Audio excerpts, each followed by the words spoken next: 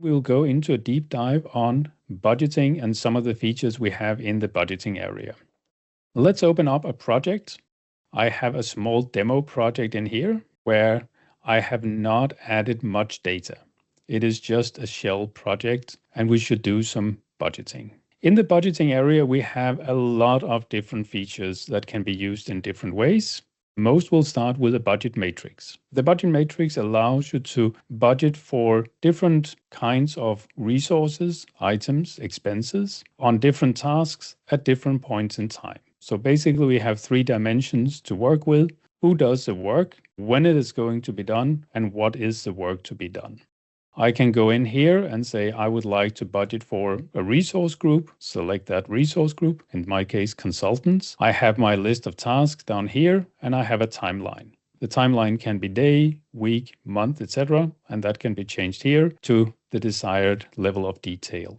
And then I can put in a number of hours here and in different columns, and that all adds up. The quantities are of course also converted into a monetary value, so I can at any point switch over and look at what is the cost of this according to my cost setup, what is the price, what is the profit, and I also get that as a total calculated together. But I can only make changes using the quantity setup. I can also budget for expenses by amount, and I can budget for items. If I budget for items, that is, of course, slightly different in that, especially for items, you can use different units of measure. Technically, you can do that for resources as well, but usually we count resources in hours. If I want to use a different unit of measure, I need to show the extra filters, and then I get a filter down here for unit of measure. And so I could say, I want to budget for this, but I want to budget in full pallets instead. If I go down here, again, I could say I need to budget for 5 of these. So I put in the number 5, and this is important. I put it in the unit of measure I want to use, in this case, pallets. So I put in the number 5. When I leave the field, it will recalculate that into the base unit of measure. So even though I entered 5, we see 40 because there are 8 pieces on a pallet and we wanted 5 pallets. So we get 40 pieces. This might be a bit confusing at first, that you enter one number and see a different number, but that's because you could use different units of measure and we can only add up the totals if we are counting that in the base unit of measure. On the budget entry that we create, we will track both the unit of measure used and the base unit of measure. So we can see here that we are counting this as 5 pallets. This is the information that we will use going forward. The budget matrix is one way to create budgets.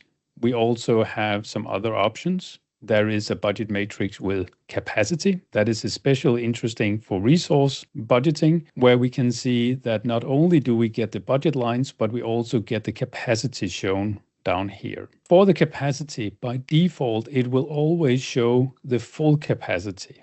In most cases, you would like to see the remaining capacity. And for that, you use the capacity show and change that to remaining. And we can now see that we have less remaining than the full quantity. And so if we're going to budget, we should not budget more in this period than 84 hours in total for the group of consultants. Also be aware that the totals here seem to not add up. We have 40 hours for Cassie, 40 hours for Claire, and 19 hours for Connie available, which is, of course, 99 hours, but it shows 84 hours as available capacity. And that's because we just created budget entries on the level of consultants for hours that we have not specified the specific name of. So you should, in this case, never budget for more than 90 hours on Connie, or 40 for Claire, or 40 for Cassie, but you should also not go above 84 for the group as a whole if you're budgeting on the group level. And as we add additional lines, we will see that those numbers go down. So if I add budget lines for Cassie in here, I'll put in 15 hours here. We should see that down here, there is now 25 hours available for Cassie. So working with capacities in budgets is an alternative to doing resource planning. It is a different way of looking at it. And for some businesses, using capacities might be a simpler option than using resource planning, which is more detailed, provides more flexibility and features, but can also require more admin. In the budget matrix family, we also have budget matrix with calendar. That is rarely used. It will pull in the Outlook calendar of the resources and show available time compared to what people have planned in their calendars. We don't see much use for that except in special scenarios, but the budget matrix by resource can be really useful. The budget matrix by resource twists the matrix into, instead of showing tasks, it shows a list of resources as the lines. The columns are still the date, but in the header we select the task. So mentioning we have 3 dimensions to play with: who is going to do the work, what work is to be done, and when are we going to do it. We're moving one of the dimensions out of the matrix and up into the header. So in here, I could instead go for determining specifications, and we can see that we now have the 15 hours on CASI that we put in the other matrix. So we're just displaying it in a different way. So for some scenarios, this is easier to see who is doing what on a specific task. With a budget in place, we can, of course, make changes to it. And there are multiple ways of doing that. One of those is a budget journal. The first time we open a budget journal, we'll need to define a new budget journal template and a journal batch. I'll create one quickly in here. I'll simply create one called budget.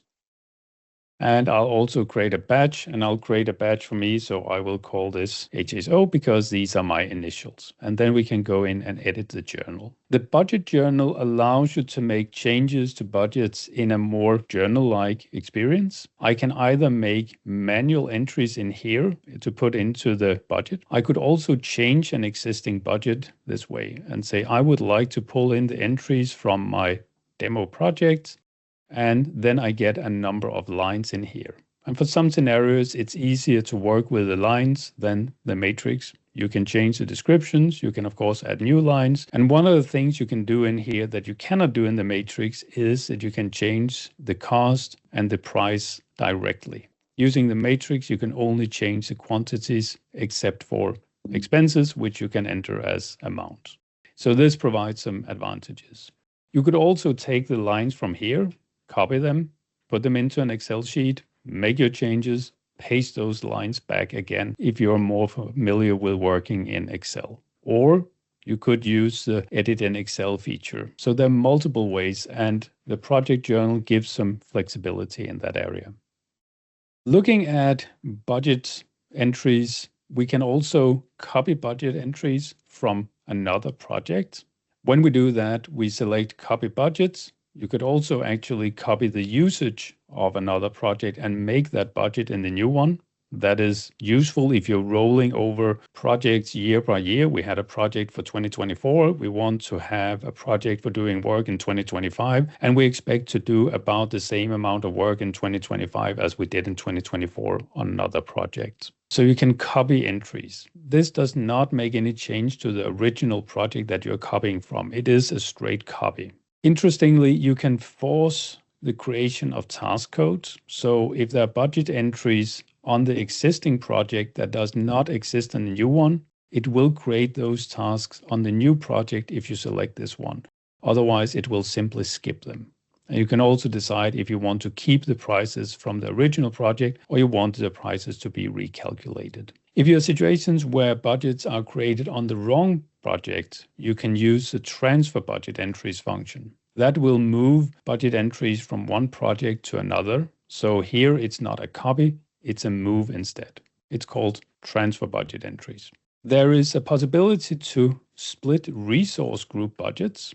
This is again in the area of not using resource planning. But if you have budgets that are on the level of resource groups, like I have here, I have entries for consultants, 20 hours, you can decide to split them. I can take these hours, the 20 hours that I have here, these are 2 entries, and I can go in and say split budget lines. And then I can say, well, out of this, I want some of these hours to go to CASI. she should do this work next week. This is for determining specification, and I want to take 7 of those hours and have her do that. And so I'm splitting out 7 hours out of the 20, and then I need to press the update budget to actually do this. And when I do it, it will ask me, do I want to remove the hours that I have not split out or just want to keep them?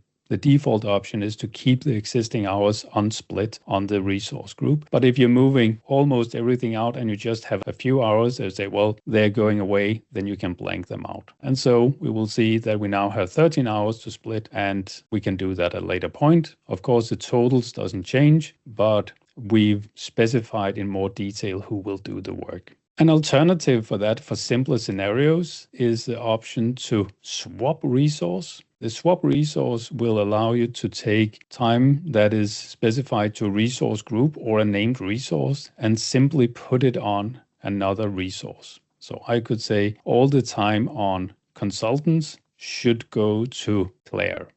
That is one option. And so it will simply move it from the resource group into a named resource. But it is not as detailed as a split where you can do splits multiple ways.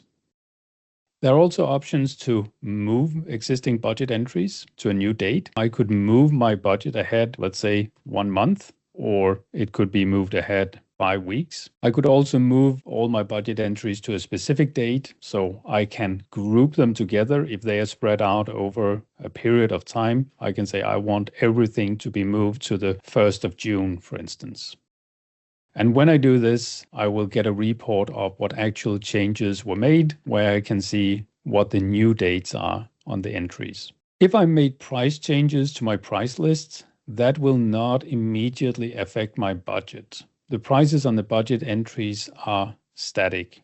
As budget entries are created, they will take the price list that exists at that point in time. But if you're doing price changes, you might want to do a recalculation of your budget. Then it will go out for every single budget entry. It will look at what are the current rates and it will apply those. And you can also say, do you want to update the chargeability of that? Usually you don't want to do that, but in some cases you might want to do that. Then we have the budget repeating function. The budget repeating function is similar to the function in Outlook where you can have budget entries that are recurring, similar to a meeting that is recurring weekly, monthly, etc. And you simply set a period of time where you say, well, from the 1st of March until sometime in June, I want something to repeat. There can be maybe a maximum of repetitions. So you can play with these settings. There's a lot of options. You define what task you want the entries to go to, what resource or resource group, etc. And then, of course, the number of hours or the quantity per entry, so 3 hours. And then you decide the recurrency. Is that a daily recurrence for every 2 days for certain weekdays? Is it a weekly recurrence, etc.? So I could say every week on Tuesday, I want these 3 hours to be added. And then I have to create those entries. Important here, don't forget to press the Create Budget button. If you just close, nothing happens. You have to select this Create Budget button and it will create additional entries for you.